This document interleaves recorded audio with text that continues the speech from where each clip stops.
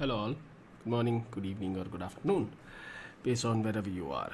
So in the last video we did talk about the preview of Business Central 2024 release wave 2 aka PC25. So starting this video and a lot of videos after this, we'll be talking about what's new as per the release document from Microsoft. In today's video we'll talk about uh, the archiving feature that's now available in service management document and see how to use it, what are the setup options and what are the areas that kind of features that helps to kind of bake this in.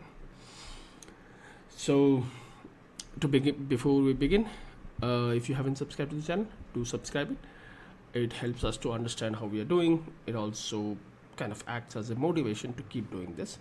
So if you have some time, please hit that subscribe button. Okay, so let's get into it. So in Business Central, or back in the days in Dynamics Nav, the archiving feature was available for all these years in the sales and purchase area. And as Microsoft is understanding the gaps into the different areas of Business Central, they start adding features which are relevant to those particular areas. And in this particular release, Microsoft have focused on service document because they kind of change, evolve during the life cycle of this, and then the archive capability gives you a more control about those documents to do audit trail or version control. So it's a function which is, as I said, available in the sales and purchase for all these years. You can set up document to archive automatically, or you can have it manual as it's available in the sales and purchase document. So let's see, let's start from the setup. So let's get into it. So this is my Business Central 24 BC24 version, and if you go into your service management setup, let's start from the setup. This is how the setup look like. Journal, mandatory field, default, contracts and numbering. If you try to open the same page in the preview version and going forward the GA, which is Business Central 25, you will notice that there is a new option added for tab added for archiving, which allows you to archive quotes, and then you can choose the option never. Do you want system to ask user a question that do you want to archive or not, or do you want just behind the scene archive automatically? So you have all the options. In the same way, you have an option to enable or disable archive functionality into the service orders. So now you have two options. For service quotes, you can say never, which means don't archive, or ask a question, or do it always without asking a question. And whereas in this archive order, it's just a yes or no, that yes, I would like to archive my order, or no, I would not like to archive my order. Now in the contracts, let's have a look. There should be a functionality as written in the documentation, but doesn't seem here, because the documentation says that the archive service contract code should also be part of it.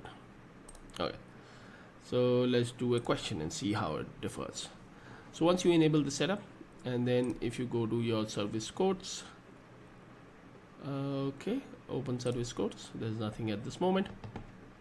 If you do new, and I don't have it set up, I guess, so let me just set the number series for it. Okay, okay, let me just put a random number series for the time being. Okay, and then when I give it some details, you now will also be able to see certain fields here. If I do show more, there should be how many times this particular quote has been archived. So as I choose customer, and if I try to close it, let's see what happens. Nothing happened. If I try to open it, it is not yet archived. And then if you go back into your service management setup that we were there, remember we set it to ask a question. Now when you keep the question option there, it does archive it. If you say archive document, and then it asks you a question, do you want to archive this document? Now this is one scenario where it will happen, or the other scenarios is, let's say if you change the status of this document, So if I change it to finished, okay, I am not able to do that. I guess I should not be doing it. Okay, if I change it to in process, it kind of goes to a separate view, but in summary I should have it archive. Okay, now let's have a look on the order functionality of it.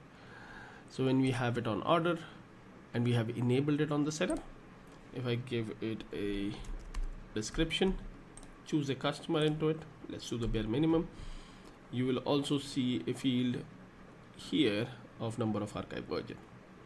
When I change the status to in process, it should automatically archive it.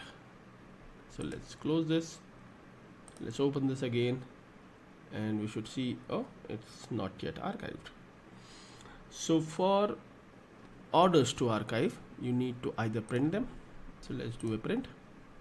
It will run a report, and then there is an option on the report to archive document, which is enabled by default based on your setup. So if you have disabled on the setup, then this will be disabled. Otherwise you will be able to enable or disable it from here. But now you have the control to kind of see when the documents is getting archived, is it getting archived or not.